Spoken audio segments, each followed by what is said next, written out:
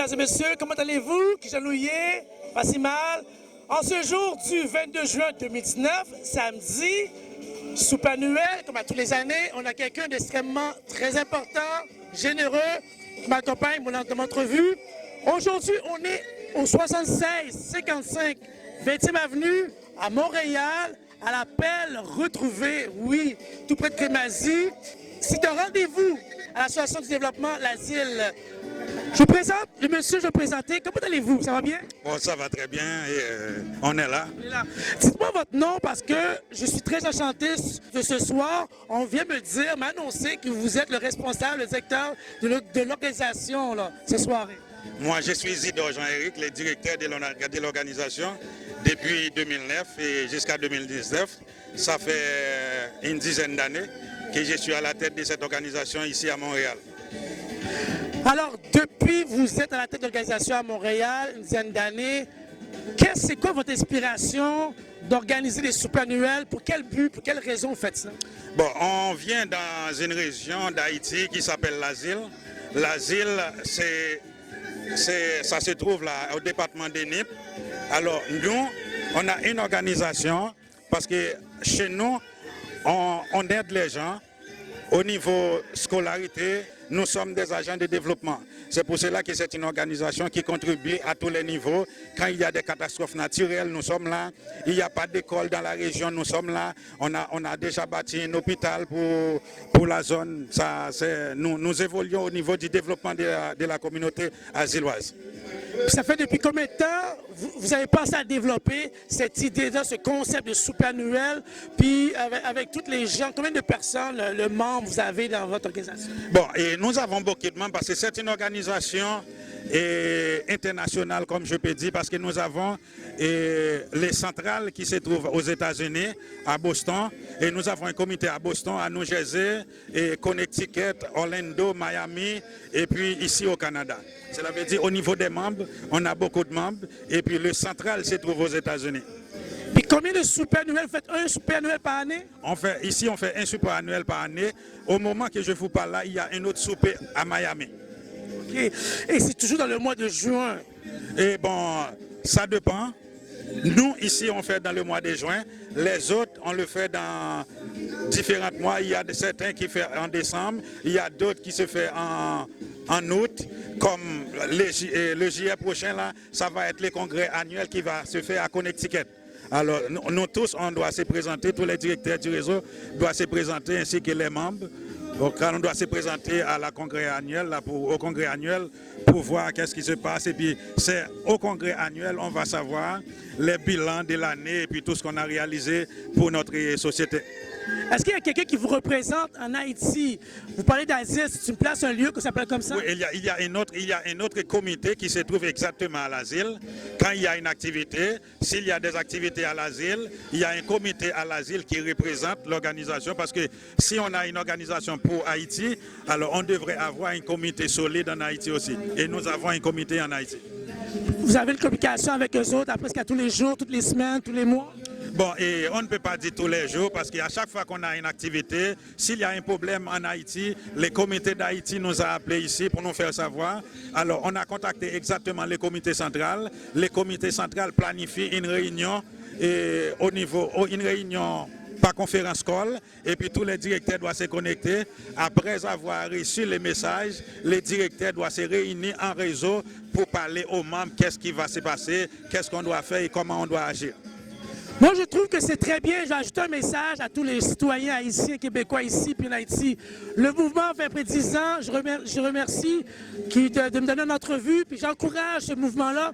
Parce qu'en Haïti, vous savez, beaucoup de jeunes ont besoin de soutien financier. Ici, des gens d'ici, avec des gens comme ça qui font ça, c'est pas évident, c'est pas facile. Beaucoup de travail. Puis je souhaite que le message passe à travers les réseaux sociaux, que chaque année, on encourage le monsieur. L'entrevue, je vais le diffuser sur Facebook. Et on peut partager votre site de Facebook, votre site ou Facebook.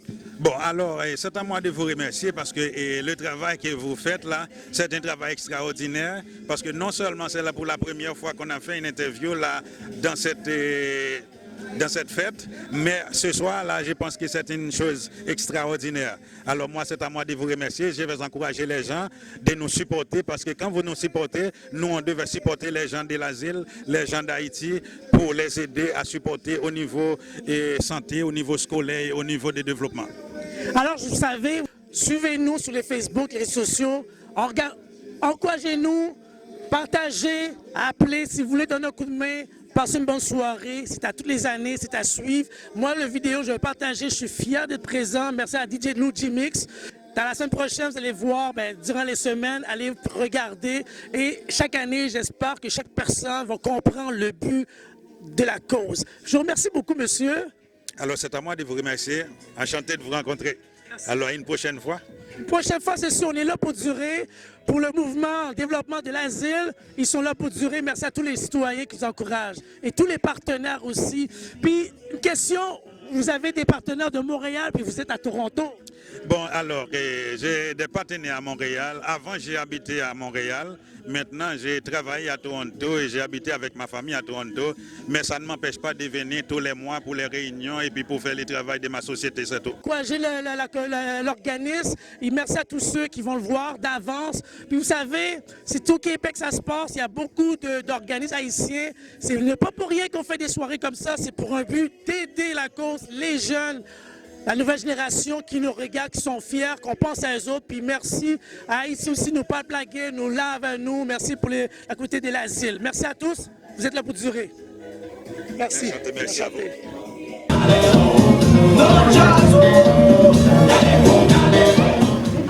Et nous sommes capables de dire nous contents de ce que nous sommes capables là.